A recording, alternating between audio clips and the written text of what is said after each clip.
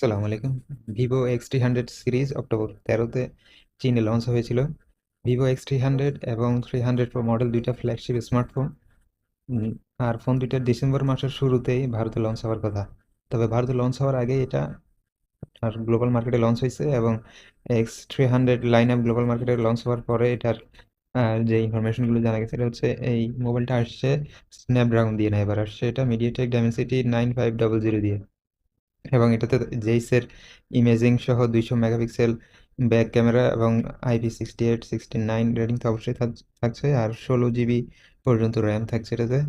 Telephoto standard kit থাকছে, অর্থাৎ telephoto lens এটাতে আলাদা মাউন্ট করা যাবে, এটা আপনারা অনেকে দেখছেন।